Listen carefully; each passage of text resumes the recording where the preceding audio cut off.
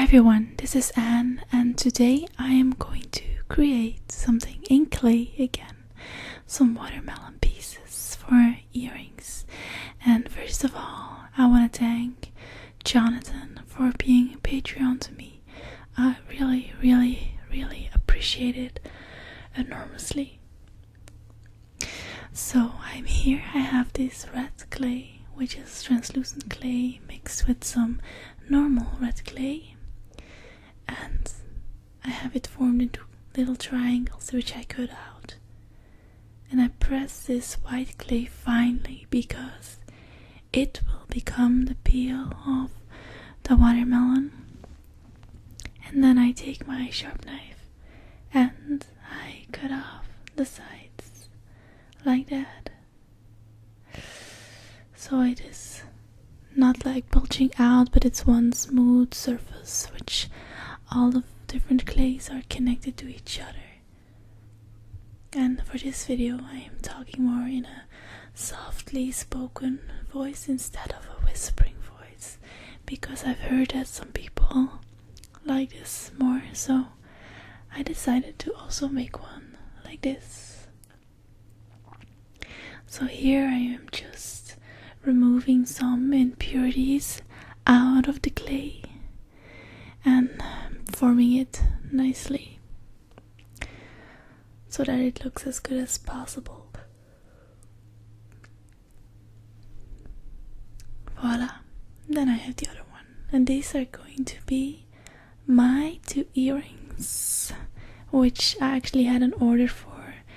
I recently started an online store, although it seems to be less popular than my Etsy store, I think, because I don't have a custom domain name yet, but I can't get one at this stage because it's on hold with another company. So I'll just have to do it like this and see how it goes, and then decide whether I'll keep my personal website or maybe my Etsy store. If I would have enough money, I would pay for professional design, but I don't. So here I am looking at sanding paper. I'm looking for the right texture. I don't need it to be too rough, I thought to myself. So I am picking medium grain sanding paper. I do this because I want to create a texture in a watermelon peel, because it is not smooth. So I was testing it out, as you can see now. I tore off a little piece so that I can fold it and can press it against the watermelon. And I thought it could be a little bit more rough, so I did take the heaviest sanding paper that I have and tried and looked and said, yeah, that is probably the best to use for this particular design. So to not make the other side flat, I placed it on the sanding paper like this, so that when I press on it on top with the other sanding paper, that it would also get sanded on the other side, and so it wouldn't be pressed flat against the table. So this is what I am doing. I also need to do the sides, of course. I don't want to forget any part. So this is what I did here. I pressed it in. The clay is rather soft, so it goes quite easily without much struggle.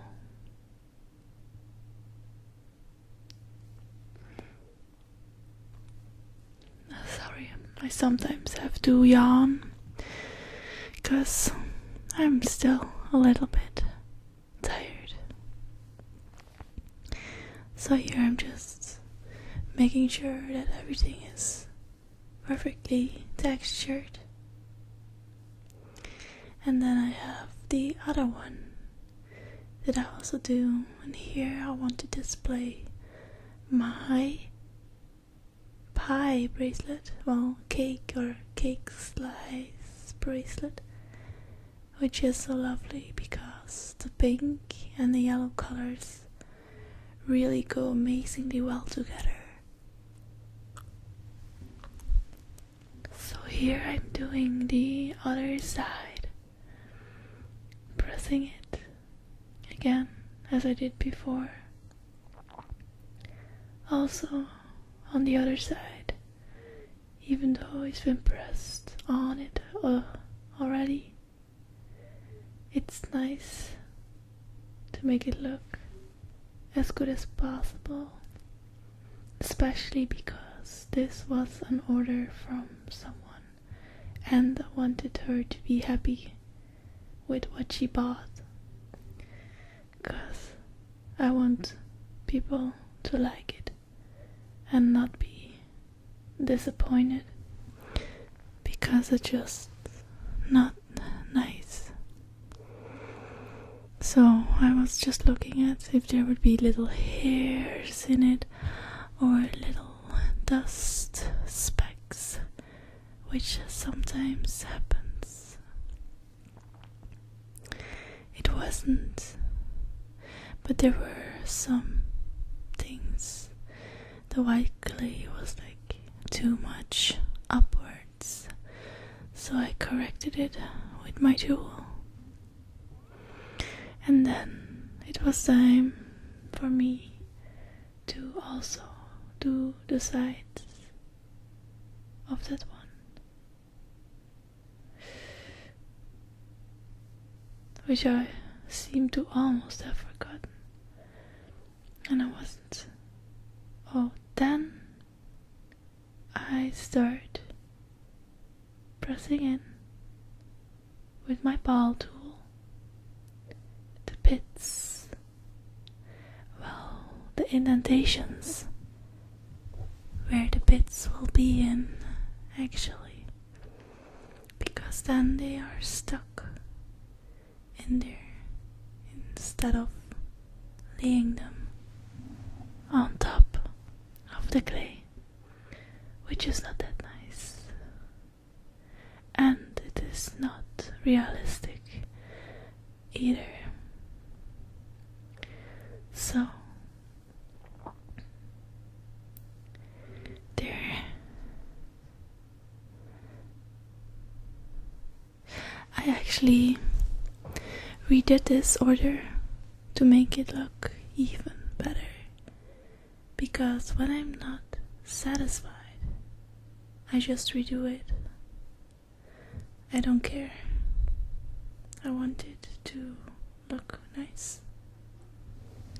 So then I take the dark black clay and I roll it into pits, which I place inside of the watermelon piece, dents or indentations. I am doing this and I make sure that all of the bits are the right size, because it wouldn't look great if it would be big and small together. And now, all throughout this process, I make sure there is no dirt inside of the watermelon. So I'm doing this on the other side, making sure that it won't press against it so the other side will stay textured and not flattened. I know you cannot really see the details, but I will show you in the end of this video. I will show you the pictures that I have made and that show you the texture, especially when light hits the watermelon piece.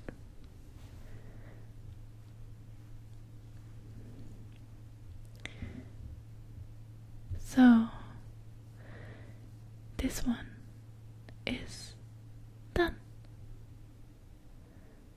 I put it aside, and then it's time to put the bits in the next one. So this tool that I am using, it comes in various sizes, and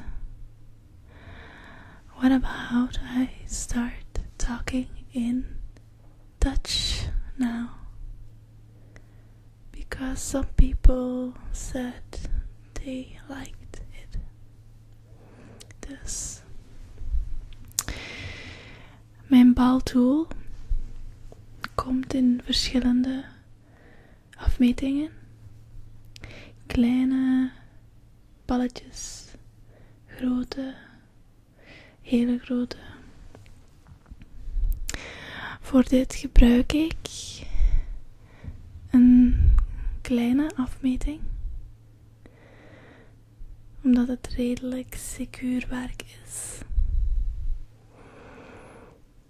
En dit materiaal is eigenlijk redelijk goedkoop te verkrijgen op eBay of AliExpress of ergens anders.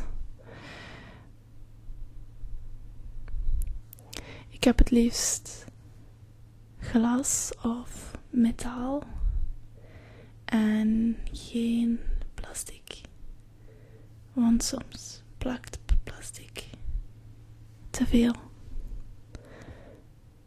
Het hangt er vanaf welk soort plastic. Dus de watermeloen is bijna klaar. Ik plaats nu de laatste zwarte pitten in de watermeloen. Sommige pitten rol ik opnieuw, omdat ze soms te klein of te groot zijn.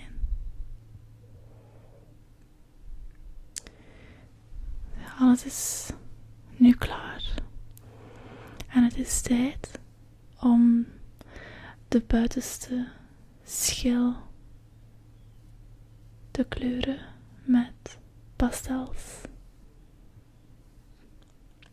Dus ik neem eyepins en ik zorg ervoor dat ze geleidelijk aan in de watermeloen gaan, zonder de meloen plat te drukken. En de stukjes ernaast zijn al klaar. Hier is mijn bord met mijn verschillende zachte pastelkleuren.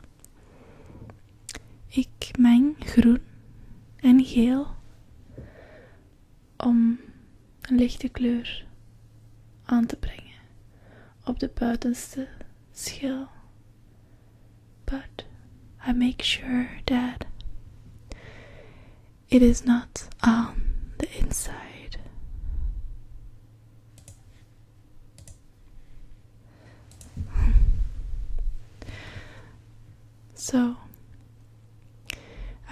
coloring it. First that part, then the other part. Also, same procedure. Make sure it looks the same. And I do this because then I don't have to clean my brush every time I switch to another watermelon part. So here I've done the lightest color op allebei de watermelonstukjes. En dan is het tijd om enkele imperfecties weg te werken. En om daarna de donkerdere lijnen aan te brengen. For this I need a very fine pencil brush, which I use some of the darker greens for, and I mix them together to form the color I need. So here I am making the lines on top of the watermelon, and it's going to look really nice because I don't just use one color, I use various green colors, and I don't do it straight because that is not natural. It needs to be uneven and colors fade into each other, and then also the middle parts I will start to do a little bit darker as well. So this is the second layer, and there will be 3 layers in totaal. Dus dit is mijn tweede laag pastels. En ik doe dit in verschillende lagen, omdat dit het mooiste effect geeft. So I am coloring it, making it darker, because now I can do it darker, because this is my third layer that I am placing on it. Actually, I'm kind of rubbing it out to make it look really nice, especially closed up, and especially when in the end I varnish it. Want ik heb glanzende vernis die ik na het bakken in de oven aanbreng op de watermeloen. En dat geeft de watermeloen een super mooie glans.